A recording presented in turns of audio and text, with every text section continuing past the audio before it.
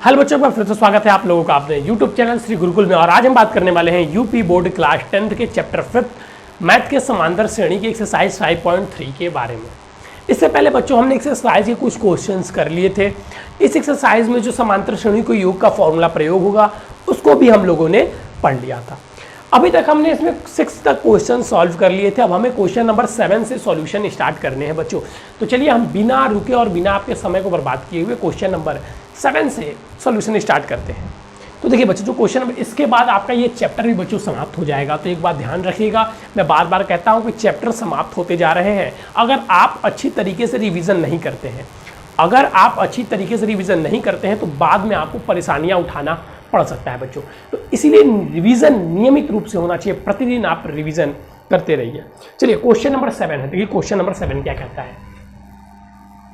Question number 7 कह रहा है कि उस समांतर श्रेणी के प्रथम और अंतिम पद, उस समांतर श्रेणी के प्रथम और अंतिम पद, उस समांतर श्रेणी के प्रथम और अंतिम पद का योग ज्ञात कीजिए, का योग ज्ञात कीजिए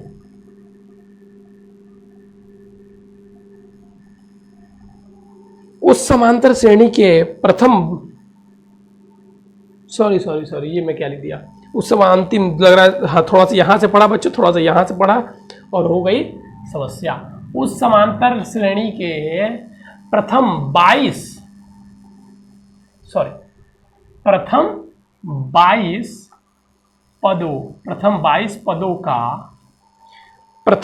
पदों का योग ज्ञात कीजिए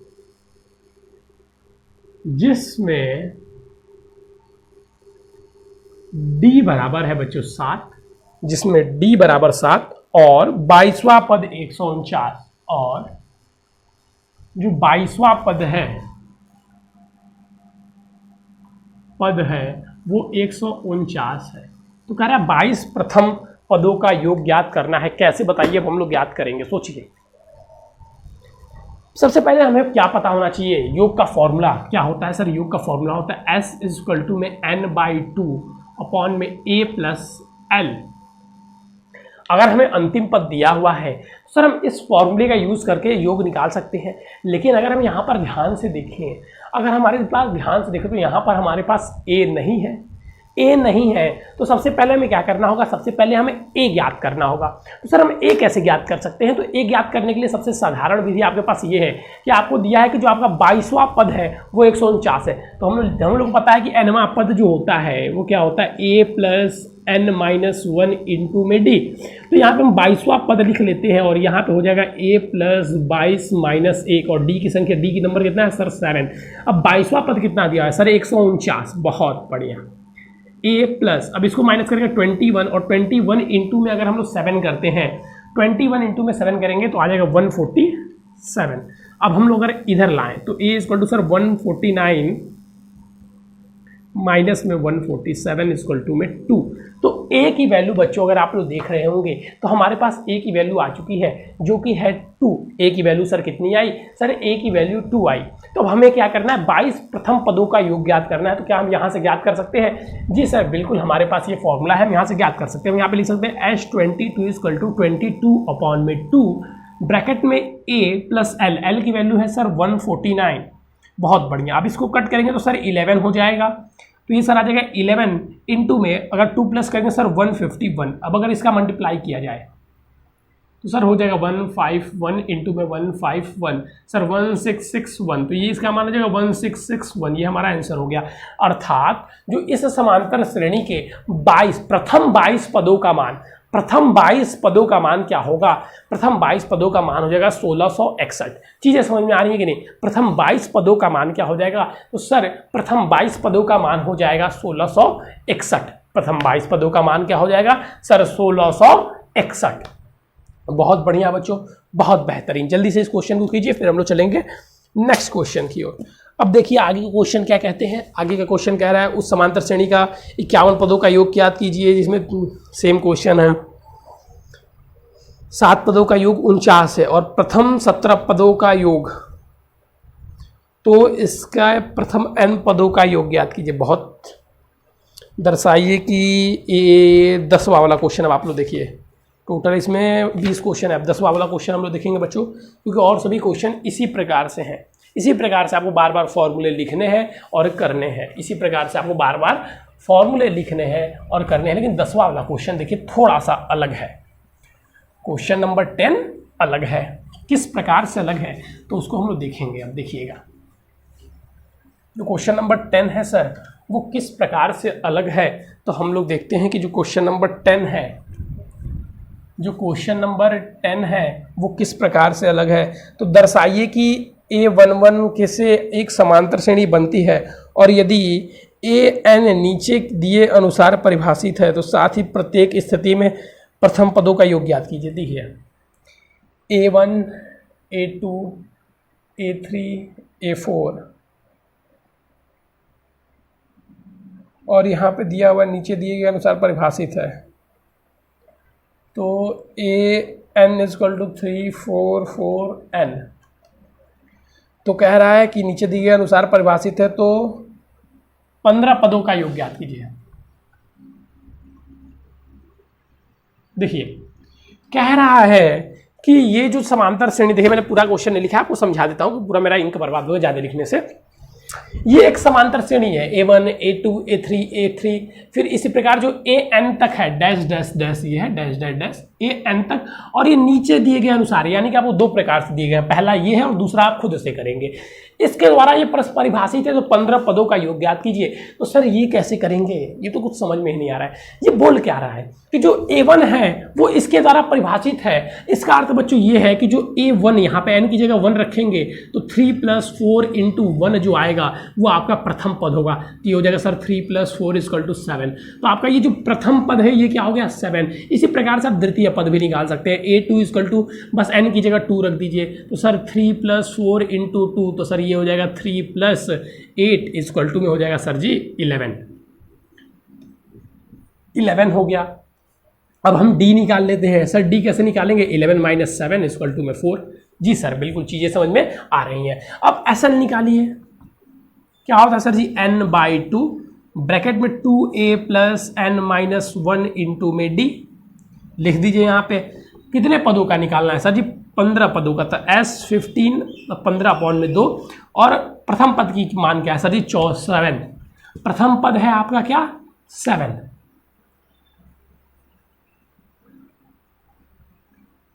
प्रथम पद कहाँ गया भाई, 7। तो 2 × 7 हो जाएगा 14 प्लस n - 1, n - 1 करेंगे तो 15 - 1, 15 - 1 14 ही होगा। और D की वैल्यू कितनी है भाई, sir D D D D D D D D D sir 4। बहुत बढ़िया, D की वैल्यू कितनी है, 4। अब देखिए यहाँ पे मल्टीप्लाई और प्लस करने से बढ़िया ये है 15/2। यहाँ भी 14 है, इसको भी माइनस करें तो 14 आएगा, तो 14 कॉमन ले लीजिए। इनटू में 14 कॉमन ले लिए, तो सर बचा 1 + 4। इसको कट कर दीजिए 7 टाइम्स में। अब ये हो जाएगा 5, तो ये क्या आ जाएगा सर जी, हो जाएगा 15 × में 35। अब इसको मल्टीप्लाई कर लीजिएगा, जो आएगा वो आएगा, क्या आएगा, तो सर जी आ जाएगा 150, 450 + 75, सर जी हो जाएगा 525। ये हो गया आपके आंसर। इसी प्रकार इसके हिसाब से इसमें समीकरण, इसके हिसाब से इसमें हमें पद ज्ञात करने थे और कुछ इसमें अलग नहीं था। फॉर्मूला योग का ही निकालना था, बस इसके हिसाब से। यहाँ पे 1 रख दिए तो प्रथम पद आ गया, 2 रख दिए तो द्वितीय पद, 3 रख देंगे तो तृतीय, 4 रख देंगे चौथा, 5 रख देंगे पांचवा।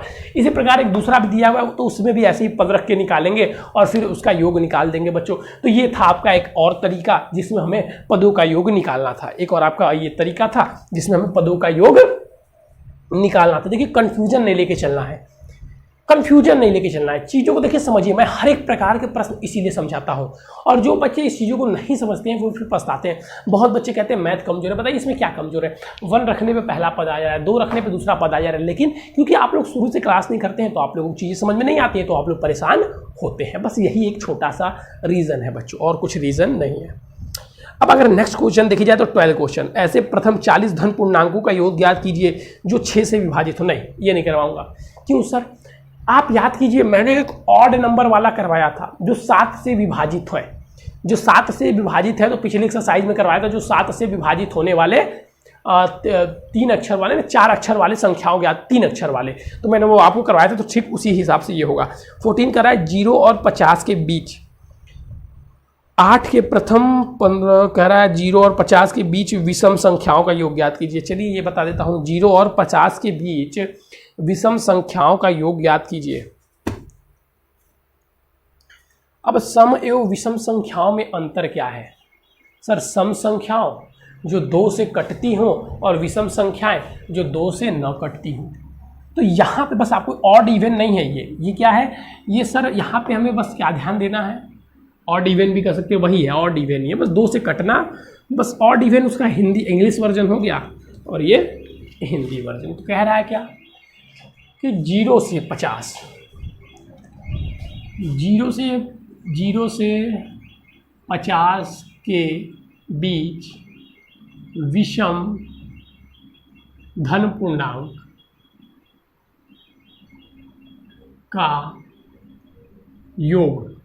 तो पहला क्या हो जाएगा सर जी 1, दूसरा 3, तीसरा 5, फिर 7 dash dash dash dash dash 50 तक करना है, तो लास्ट क्या हो जाएगा 49। क्या ये समांतर श्रेणी है? जी सर जी, हर एक पद में 2 का अंतर है, तो ये क्या है? समांतर श्रेणी है। हर एक पद में 2 का अंतर है, तो ये क्या है? समांतर श्रेणी है। अब इनका योग ज्ञात करना है, तो हमें क्या पता है? ये कितने पद हैं टोटल, यही तो नहीं पता है सर जी, यही तो नहीं पता है सर जी। इसको पता लगाने के लिए आप यहाँ से 49 ले लीजिए। प्रथम पद क्या है? a प्लस n-1 इंटू में d की वैल्यू कितनी है? 2 रख दीजिए सर। 48 अपॉन में 2 इक्वल टू n-1, 24 हो जाएगा सर जी ये, और 1 इधर जाएगा तो 25। 25 पद हैं सर जी टोटल। मैं चाहता तो आपको आधा करके भी बता सकता था, लेकिन आप इसी फॉर्मूले से निकालेंगे तो बेस्ट है, ठीक है। तो टोटल 25 पद हैं, तो अब 25 पदों का योग निकालना है, तो formula sir ji H25 equal to N25/2 bracket में A प्लस L, A की वैल्यू 1 और L की वैल्यू सर जी L की वैल्यू सर जी है 49। क्या हो जाएगा? 25 अपॉन में 2 इंटू में sir 50, 25 sir 625। H25 equal to हो जाएगा 600। H25 इक्वल टू क्या हो जाएगा सर? H25 इक्वल टू हो जाएगा 625। H25 इक्वल टू जो हो जाएगा वो क्या हो जाएगा सर? वो हो जाएगा 625 हो जाएगा H25 इक्वल टू। ठीक है, चीज़ें समझ में आ रही हैं? जी सर बिल्कुल, यहाँ तक चीज़ें एकदम क्लियर है, समझ में आ रही हैं। बहुत देखिए छोटे छोटे क्वेश्चन दिए हैं, कुछ बहुत बड़े बड़े क्वेश्चन नहीं दिया। देखिए अब यहाँ से आ जाते हैं शब्दकोश वाले प्रश्न। तो शब्दकोश वाले प्रश्न में बच्चे पहले ही डर जाते हैं, देखिए शब्दकोश वाले प्रश्न बहुत बड़े बड़े क्योंकि हैं, तो मैं लिखूंगा नहीं, पढ़ के आपको समीकरण बताऊंगा। आपके पास अगर बुक होगी तो आप लोग स्वयं उसको बुक से देख लीजिएगा। मैं क्वेश्चन पढ़ूंगा, सुन लीजिएगा, धीरे धीरे क्वेश्चन पढ़ूंगा, तो ब्लैक बोर्ड पर लिखा रहे चाहे मैं पढ़ूँ। आप तो ऐसे भी मुझे नहीं लगता कोई बच्चे ब्लैक बोर्ड पर पढ़ते हैं, बस जो सुनते हैं वही कर देते हैं। चलिए लिखिए, क्वेश्चन नंबर 16 है। यहाँ से देखिए मैं पढ़ूंगा आपके साथ और फिर आपको बताऊंगा क्वेश्चन पढ़ के समीकरण निकालते कैसे हैं। कह रहा है किसी स्कूल के विद्यार्थियों को उनके समग्र, किसी स्कूल के विद्यार्थी हैं, उनके समग्र शैक्षणिक प्रदर्शन के लिए 7 नगद पुरस्कार देने हैं। 7 नगद पुरस्कार देने हैं उनके शैक्षणिक प्रदर्शन, जैसे मतलब जो टॉप किए हैं या नहीं किए, जो बच्चे मान लीजिए जैसे यूपी में टॉप किए हैं, तो उनके जो शैक्षणिक यानी कि जो उन्होंने पढ़ाई की है और जो उन्होंने प्रदर्शन किया है अपनी पढ़ाई से संबंधित, उसके मुताबिक उन्हें पुरस्कार देने हैं। तो कितने पुरस्कार देने हैं? 7 नगद पुरस्कार देने हैं। 7 नगद पुरस्कार देने के लिए 700 की राशि रखी गई है। 700 की कुल राशि है और 7 नगद पुरस्कार देने हैं। यदि प्रत्येक पुरस्कार अपने से ठीक पहले पुरस्कार से 20 कम है, अच्छा ये भी है, बराबर नहीं दे रहा है। अगर प्रत्येक पुरस्कार अपने से ठीक पहले पुरस्कार से 20 कम है तो प्रत्येक पुरस्कार का मान ज्ञात कीजिए। तो प्रत्येक पुरस्कार का मान ज्ञात कीजिए। प्रत्येक पुरस्कार का मान ज्ञात कीजिए। देखिए अब यहाँ पे हमें पकड़ना क्या है, 7 बच्चों को देने हैं तो n की वैल्यू 7 हो गई। जो जो चीज़ें निकल रही है निकालते जाइए। 7 लोगों को देने हैं तो क्या हो गई, n की वैल्यू 7 हो गई। सबकी जो पहले से दूसरे की क्या है 20 कम है तो d की वैल्यू क्या हो गई सर जी -20 हो गई। d की वैल्यू क्या हो गई सर जी -20 हो गई। फिर S7 टोटल अमाउंट कितने हैं 700, तो सातों पदों का योग कितना हो गया 700। ये इंफॉर्मेशन हमारे पास थी। अब हमसे कह रहा है कि पहले बच्चों को कितना पैसा दिया गया वो निकालिए, दूसरे बच्चों को पैसा कितना दिया गया ये निकालिए, और ऐसे सातवें बच्चे तक निकालना है। लेकिन उससे पहले ये इंफॉर्मेशन आपको उस शब्दकोश में से निकालनी थी। उसके बाद से आप समांतर श्रेणी की तरह आसानी से हल कर सकते हैं, लेकिन ये इंफॉर्मेशन निकालना आपके लिए सबसे पहले जरूरी थी। ठीक है सर, क्योंकि ये सर्वांतर कैसे हो गया सर, क्योंकि हर एक बच्चे में 20 कम होते जा रहा है, इसमें 20 कम हुआ, फिर उसके अगले में 20 कम, उसके, यही तो सर्वांतर होता है। और सातों पदों का योग 700 दिया हुआ है, और जो बच्चे टोटल पुरस्कार कितने दे रहे हैं 7 देने हैं, तो हमें पहले प्रथम पद निकालना होगा। बिल्कुल सही, हमें पहले प्रथम पद निकालना होगा। कैसे निकाले सर प्रथम पद, तो हमें पता है कि Sn इक्वल टू क्या होता है सर, n/2 ब्रैकेट में 2a + n-1 इंटू में d। पहला पद हम निकाल लेंगे, फिर माइनस करते जाएंगे, अब पद आ जाएंगे हमारे पास। तो सर ये हो जाएगा 700, ये हो जाएगा सर जी 7/2 ब्रैकेट में 2a और प्लस सर n-1, तो n की वैल्यू -20 -1, सॉरी -20 n की वैल्यू नहीं है, वो तो d की वैल्यू है ना। चलिए n की वैल्यू कितनी है सर 7 इंटू में -20। सर अब एक काम कीजिए, आप इसको मल्टीप्लाई कर लीजिए, इसको बट्टी बना लीजिए, तो ये हो जाएगा 2 इंटू में 700 अपॉन में 7 इक्वल टू में 2a प्लस ये हो जाएगा बच्चों 6 इंटू में -20। अब देखिए 7 से 100 बार में, तो ये हो जाएगा 200, ये 200 हो गया, 2a की जगह पर 2a, और ये क्या हो जाएगा माइनस में 120। अब इसको इधर लाइए तो हो जाएगा 320, 120 इधर आके प्लस में हो जाएगा, 200 में 120 जोड़ेंगे तो 320 इक्वल टू 2a, तो a इक्वल टू में कितना हो जाएगा 320 अपॉन में 2, तो इसको अगर कट करेंगे तो हो जाएगा 160। यानी कि जो प्रथम पुरस्कार दिया जाता है वो 160 रुपए का दिया जाता है प्रथम बच्चे को। तो दूसरे बच्चे को कितना दिया जाएगा सर जी, दूसरे बच्चे को a1 प्लस d, तो ये क्या हो जाएगा 160 और b का मान कितना -20, तो हो जाएगा 140, तो दूसरे को दे दिया गया 140। तीसरे को a3, बस घटाते जाइए, अब डायरेक्ट मैं बार बार करके दिखाऊंगा नहीं सर जी। तीसरे को 120, फिर चौथे को सर जी 100 रुपये, पाँचवें को सर जी 80 रुपये, छठे को सर जी 60 रुपये, और जो सातवां है उसको सर जी 40 रुपये। तो उसने बोला था सातों विद्यार्थियों को कितने पैसे दिए जाते हैं, तो ये देखिए हमने निकाल कर रख दिए कि सातों विद्यार्थियों को कितने पैसे दिए जाते हैं। ये आपके ब्लैक बोर्ड स्क्रीन पर आपको दिखाई दे रहा होगा। हर एक विद्यार्थियों को इतने इतने अमाउंट यानी इतनी इतनी राशि प्रदान की जाती है। हर एक विद्यार्थियों को इतने इतने अमाउंट यानी कि इतनी इतनी राशि प्रदान की जाती है। ठीक है सर, यहाँ तक चीज़ें समझ में आ गई। ये क्वेश्चन हार्ड नहीं था। इस क्वेश्चन से आपको जो पढ़ के निकालना था वो क्या निकालना था, एन डी और योग। ठीक है सर, ये चीज़ समझ में आ गई। जल्दी से इस क्वेश्चन को आप स्क्रीनशॉट ले लीजिएगा। अब हम लोग चलेंगे नेक्स्ट क्वेश्चन की ओर, और उस क्वेश्चन को पढ़ते जब हमें तो उसको सुना कीजिए, और फिर जब उसको हल करते हैं तो उसको देखा कीजिए, तभी चीज़ें आपको समझ में आ पाएंगी, तभी चीज़ें आपको समझ में आ पाएंगी। अब हम करेंगे 17 वाला क्वेश्चन। इसको भी हम लोग पढ़ेंगे क्योंकि कम से कम ये 5-6 लाइन का प्रश्न है भाई। ये 5-6 लाइन का 17 वाला जो आपका क्वेश्चन है ना, ये प्रश्न आपका 5-6 लाइन का है। तो चलिए 17 वाला क्वेश्चन अब हम लोग करते हैं। क्या कहता है 17 वाला क्वेश्चन? सर 17 क्वेश्चन नंबर 17 कह रहा है कि एक स्कूल में, देखिए हम कैसे क्वेश्चन पढ़ रहे हैं उसी तरह आप भी क्वेश्चन पढ़ा कीजिए पेपर में, जब घर पे आप सॉल्व कर दें तब भी। एक स्कूल के विद्यार्थियों ने वायु प्रदूषण कम करने के लिए स्कूल के अंदर और बाहर पेड़ लगाने के बारे में सोचा। एक स्कूल के विद्यार्थी थे जिन्होंने स्कूल के अंदर और बाहर पेड़ लगाने के लिए सोचा। क्यों? वायु प्रदूषण को कम करने के लिए। यह निर्णय लिया गया है कि प्रत्येक कक्षा का प्रत्येक अनुभाग अपनी कक्षा की संख्या के बराबर पेड़ लगाएगा। प्रत्येक कक्षा का प्रत्येक अनुभाग यानी कि जिस कक्षा का जितने भी बच्चे हैं, जिस क्लास में, सेक्शन ए में, सेक्शन बी में, सेक्शन जितने बच्चे हैं वो उतना ही पेड़ लगाएगा। उदाहरण के लिए कक्षा एक का एक अनुभाग एक पेड़ लगाएगा। अच्छा, मतलब सेक्शन कक्षा 2 का अनुभाग दो पेड़ लगाएगा। अच्छा, क्लास 2 के बच्चे 2 पेड़ लगाएंगे, ठीक है। क्लास 3 के बच्चे 3 पेड़ लगाएंगे इत्यादि, और इस ऐसी कक्षा 12 तक के लिए चलता रहेगा। प्रत्येक कक्षा के 3 अनुभाग हैं, प्रत्येक क्लास के 3 सेक्शन हैं। इस स्कूल के विद्यार्थियों द्वारा लगाए गए पेड़ों की संख्या कितनी होगी? समझिए, प्रत्येक कक्षा के अनुभाग कितने हैं? 3। क्लास 1 द्वारा कितने पेड़ लगाए जाएंगे? A1 इक्वल टू कितने पेड़ लगाए जाएंगे? Sir ji, class 1 equal to 1 और इसके 3 अनुभाग हैं तो 3, तो इक्वल टू 3 पेड़ लगाए जाएंगे क्लास 1 द्वारा। ध्यान से इस क्वेश्चन को समझिए।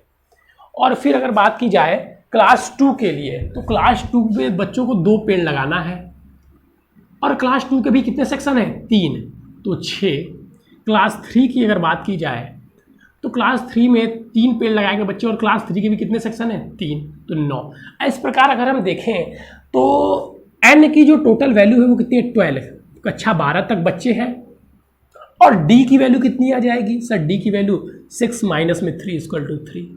तो बस आप अब बार बार क्या निकालेंगे, बस हम ऐड कर देते हैं। S12 इक्वल टू में n/12, तो n की वैल्यू कितनी है? 12, n/2। सर जी ब्रैकेट में 2, a की वैल्यू 3, सर जी n plus 2a plus n minus 1, तो 12 माइनस 1 इंटू में d की वैल्यू 3। बस इसको कर दीजिए सॉल्व। कितने बच्चे पेड़ लगाएंगे आपको पता चल जाएगा। क्यों? क्योंकि हम देख रहे हैं कि वो समांतर बराबर है, अर्थात यह एक समांतर श्रेणी है, और समांतर श्रेणी के योग का फॉर्मूला हमें पता है। तो ये हो जाएगा सर जी 6, और ये ब्रैकेट में 6 प्लस सर जी 11 33। अब अगर सर जी बात की जाए तो 39, 6 प्लस 39, 6 इंटू में 39। अब बस इसका मल्टीप्लाई कीजिए।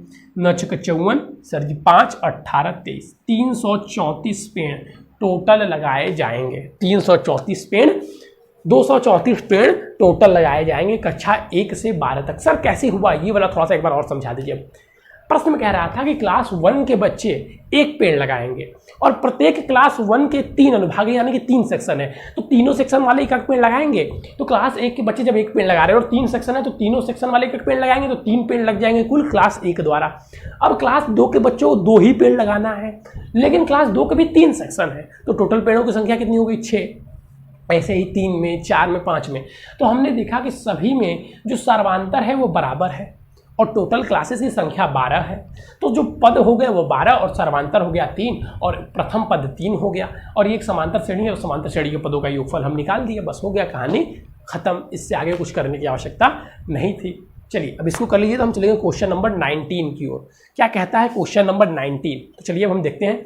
मुझे लगता है आपको ये क्वेश्चन समझ में आ गया होगा। अब हम लोग चलेंगे क्वेश्चन नंबर 19 की ओर। क्या कहता है क्वेश्चन नंबर 19?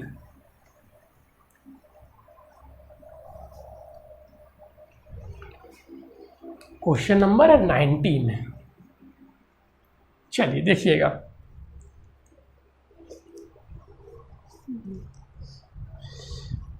दो सौ लठ यानी कि लाठी, जैसे देखिए यहाँ पे रखा हुआ है ये लठ, ठीक है। 200 लठों को ढेर के रूप में इस प्रकार रखा जाता है कि सबसे नीचे वाली पंक्ति में 20 लठ।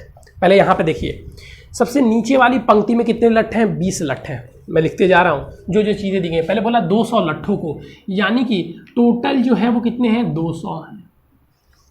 और कह रहा है कि इस प्रकार रखा जाता है कि नीचे वाली पंक्ति में 20 लठ, जो L है उसमें 20 लठ है, उसके अगली पंक्ति में 19 लठ, जो L-1 है 19 लठ, उसकी अगली पंक्ति में 18 लठ, L-2 में 18 लठ, ठीक है, 18 लठ इत्यादि। ये 200 लठ कितनी पंक्तियों में रखे गए हैं तथा सबसे ऊपरी पंक्ति में कितने लठ हैं? देखिए बहुत सही क्वेश्चन आपसे पूछ रहा है। कह रहा है कि एक पंक्ति 200 लठ लिए गए, उनको सजाए गए हैं, और सबसे निचली पंक्ति में 200 लठ हैं। सबसे निचली पंक्ति में कितने लठ हैं? सर जी सबसे निचली पंक्ति में 200 लठ हैं, तो कह रहा है प्रथम पंक्ति में कितने लठ होंगे, उसकी संख्याओं को आप ज्ञात कीजिए। और कितने प्रथम पंक्ति में कितने लठ हैं, उसी संख्याओं को आपको ज्ञात करना है। और कितने पंक्ति लगाए गए हैं ये भी पूछा है ना, कितने पंक्ति में कितने लठ हैं, सबसे ऊपरी पंक्ति में कितने पट और कितनी पंक्तियों में रखे गए हैं। तो सबसे पहले हम क्या निकाल लेंगे, सबसे पहले हम निकाल सकते हैं कितनी पंक्तियों में रखे गए हैं। कैसे सर? नहीं निकाल सकते। सबसे पहले हमें क्या निकालना पड़ेगा कि प्रथम पंक्ति में कितने लठ हैं। तो कैसे निकालेंगे, देखिए यहाँ पे एक घटता जा रहा है, एक घटता जा रहा है, तो ये नीचे वाली पंक्ति का है, तो इसका मतलब डी का मान कितना हुआ सर जी? एक, सॉरी माइनस, डी का मान कितना हुआ? एक हुआ, माइनस एक नहीं हुआ, कितना हुआ? एक हुआ। क्योंकि देखिए सातवीं पंक्ति में अगर था, क्योंकि अगर हम आगे से चलते थे तो जोड़ते जाते थे ना, तो पीछे से आएंगे तो एक घटाते जाएंगे, एक घटाते जाएंगे, एक घटाते जाएंगे। जी सर बिल्कुल सही बात है। तो सर्वांतर हो गया हमारे पास एक। अब हमें Sn पता है कि Sn होता है n/2, लेकिन यहाँ पे तो हमें n की वैल्यू ही नहीं पता। सोचिए सोचिए, n की वैल्यू ही यहाँ हमें नहीं पता। तो यहाँ पे सर हम कैसे निकालें? यहाँ पे अब हम फॉर्मूला यूज करेंगे किसका? हमें पता है कि जो L है वो कितना है? 20 = सर होता है a किसी भी पद के लिए a + n-1 इंटू में d की वैल्यू सर कितना है? 1 है। फिर अगर हम इसको n1 कर दें, इसको हम क्या कर दें, लेकिन सोचना पड़ेगा ना, क्योंकि यहाँ पर भी चीज़ें गड़बड़ दिखाई दे रही हैं। 19 वाले क्वेश्चन में लठों की संख्या, पहले देख ले क्या निकालना है, लठ की संख्या निकालना है। और कहाँ गया भाई? हाँ, लठ की संख्या ज्ञात कीजिए। प्रथम पंक्ति में 200 हैं, प्रथम पंक्ति में अच्छा टोटल 200 हैं, और उन्हें सजा कैसे रहा है? देखिए ये प्रश्न अच्छा है, देख रहे हैं हम भी गड़बड़ा गए इस प्रश्न में। सारे प्रश्न के पढ़ते ही उत्तर मिल जाते थे, लेकिन इस प्रश्न को ध्यान से देखना पड़ेगा एक बार। प्रथम पंक्ति में क्या है सर? 20 लठ नीचे हैं, उसके ऊपर आने से एक एक लठ घटते जा रहे हैं। ठीक है भाई, तो क्या बोला है? प्रथम पंक्ति में कितने लठ हैं निकालिए और टोटल पंक्तियों की संख्या ज्ञात कीजिए। तो देखिए अब इस प्रश्न को कैसे होगा।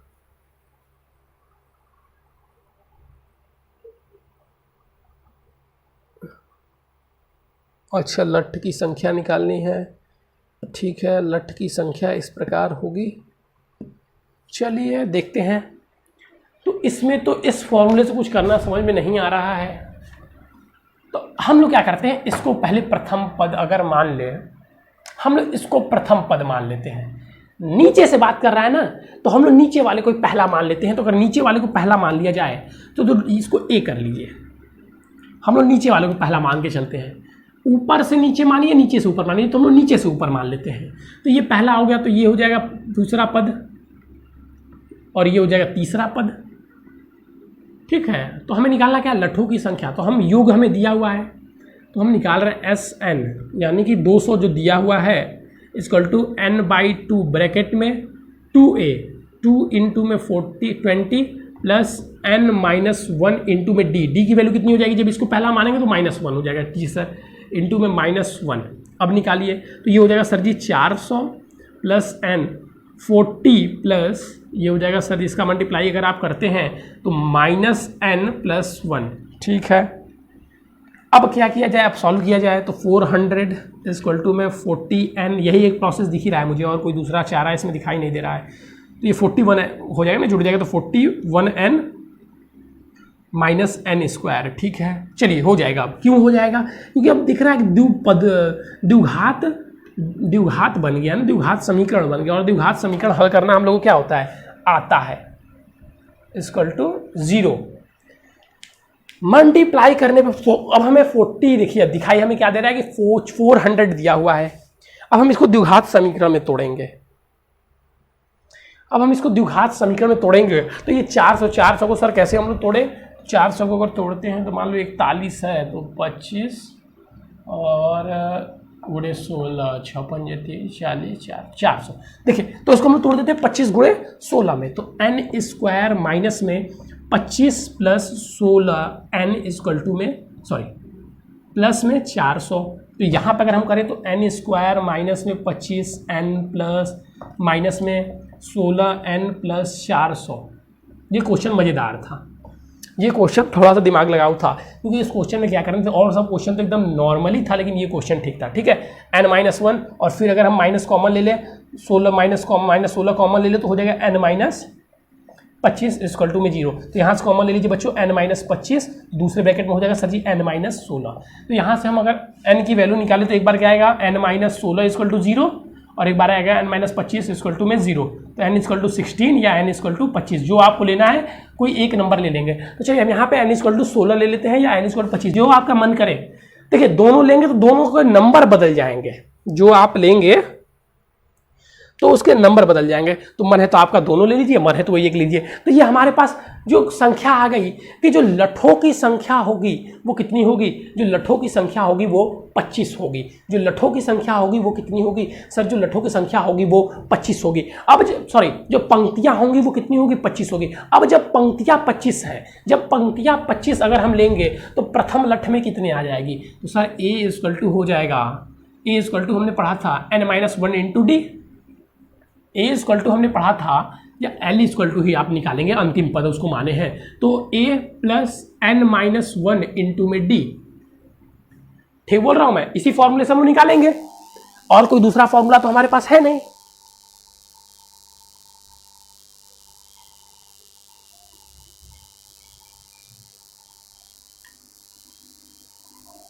ठीक है, तो अगर हम देखें तो हमें क्या पता चलता है कि ये नहीं, तो हम लोग पहले क्या करते हैं ना, इससे मत निकालिए, ये हमने अंतिम पद दिया हुआ, ये हमने इसको प्रथम पद माना है। तो फॉर्मूला क्या होता था, ये अंतिम पद अगर है तो फॉर्मूला क्या हो जाएगा सर, फॉर्मूला हो जाएगा l इक्वल टू में, इसको l ही रहने दीजिए, a मत लिखिए, l a उसको लिखेंगे l-1 l-2।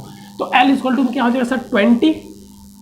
तो इसका फॉर्मूला क्या होता था सर, l इक्वल टू हो जाएगा 20 इक्वल टू सर हो जाएगा a प्लस n-1 इंटू में d। तो हमने हमारा जो अंतिम पद था वो हमने इसको लेके चलते हैं 16 को, जो अंतिम पद था वो 16 था। तो जब अंतिम पद को 16 लेके चलेंगे तो सर 15 इंटू में -1, तो ये हो जाएगा क्या, तो a इक्वल टू ये -15 हो जाएगा, ये उधर जाएगा तो 20 प्लस 15 इक्वल टू 35, तो ये 35 हो जाएगा। तो a इक्वल टू 35, कब a का मान 35 हो जाएगा, कब, जब जो लठों की पंक्ति होगी वो 16 होगी। इसी प्रकार एक बार 25 रख दीजिए, तो 25 जब ए लठ की वैल्यू क्या होगी, n की वैल्यू जब 16, तब क्या हो जाएगा, तब a की वैल्यू 35।